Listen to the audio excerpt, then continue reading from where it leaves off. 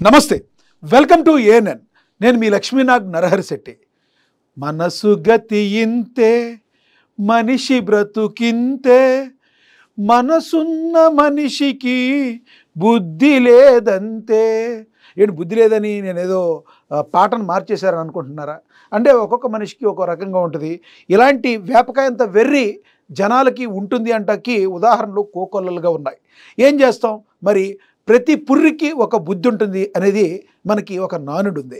అలాగే అదేవిధంగా ఈ ఈ ఈ మాట ఇప్పుడు మనం ఎందుకు అనుకోవాల్సి వచ్చిందంటే, ఒక వింత సంఘటన జరిగింది, నెట్టింట చాలా వైరల్గా మారింది. అదేంటో కాదు, తాను చనిపోయిన తర్వాత నా గురించి అందరూ ఎలా ఏడుస్తారు, నన్ను ఏమనుకుంటారు అని చూడాలనుకున్నాడు ఓ ప్రబుద్ధుడు. పోనీ ఒక పామరుడు అనుకుంటే, ఒక అజ్ఞాని అనుకుంటే మనం అనుకోవచ్చు. బాగా చదివి భారతదేశానికి మాజీ ఎయిర్ ఫోర్స్ మెన్గా ఉండి తన సేవలు అందించి చాలా మంచి పేరు తెచ్చుకున్న బీహార్ వాసి అయిన మోహన్ లాల్ గారికి ఈ యొక్క బుద్ధి పుట్టింది. ఏదైనా తప్పుగా అంటలేదు, పెద్దోళ్ళని ఎవరిని కించపరచాలనేది నా ఉద్దేశం కాదు. కానీ ప్రతి మనిషి తన దైనందిన జీవితంలో అత్యున్నత శిఖరాలకి ఎదగాలనుకుంటాడు. ఎదిగిన తర్వాత తాను ఏ రకంగా ఎదిగాడో తద్వారా ఆ స్ఫూర్తి ద్వారా వెనకాళ్ళు కూడా ముందుకు వెళ్ళి తద్వారా తమ యొక్క లక్ష్యాన్ని చేర్చుకుంటాకి బాగుంటుందని ఎవరైనా అనుకుంటారు. కానీ ఈయనకి ఏమనిపించిందంటే, ఎస్, నేను చనిపోయిన తరువాత నా గురించి ఏడ్చేవాళ్ళు ఏ విధంగా ఏడుస్తారు, నన్ను ఎవరెవరు వస్తారు, ఎవరెవరు నన్ను కలుస్తారు, ఎవరు నన్ను చూడడానికి వస్తారో తెలుసుకోవాలనుకున్నాడంట ఓ ప్రబుద్ధుడు. ఆయన మన మోహన్ లాల్ గారు. ఈయన బీహార్ వాసి. ఈయనకి చనిపోయాడు, యాక్టింగ్ చేయాలనుకున్నాడు, చనిపోయినట్టుగా అనుకున్నదే తడువుగా శవం బిగిసిపోయినట్టుగా బిగిసిపోయాడు. అందరూ కూడా అవుట్, చనిపోయాడు అనుకున్నారు. పూలమాలలు, ఏడుపులు, పెడబొబ్బలు.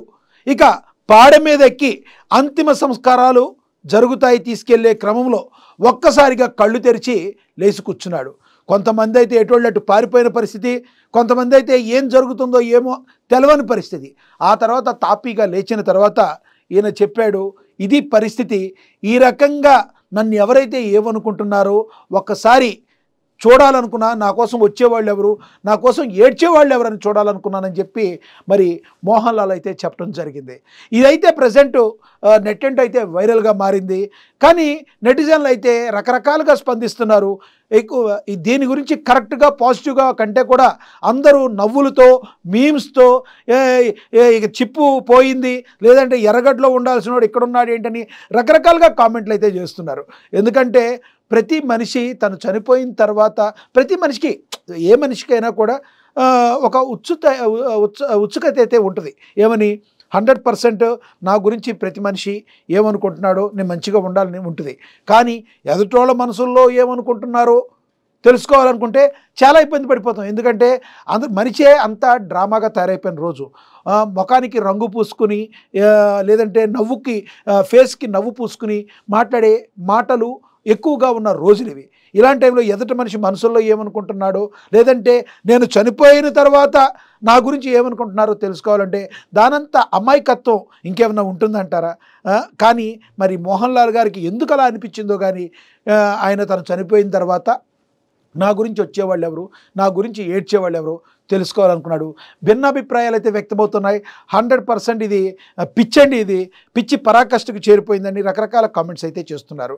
మరి ఏదన్నా ఒక మనిషి, పెద్ద మనిషి కానీ ఎవరైనా మనం ఒక పని చేశామంటే దానివలన సమాజానికి ఎంతో కొంత ఉపయోగం ఉండాలి. ఒక పామరుడో, దారిని పోయే దానయ్యో ఎవడో చేశాడంటే దాన్ని ఎవరూ పట్టించుకోరు.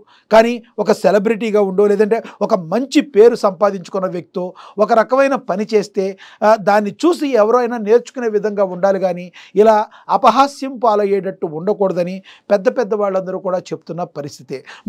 మరి మోహన్ లాల్ చేసిన ఈ పనిని మీరేమంటారో కింద కమెంట్ బాక్స్ రూపంలో తెలియచేయండి.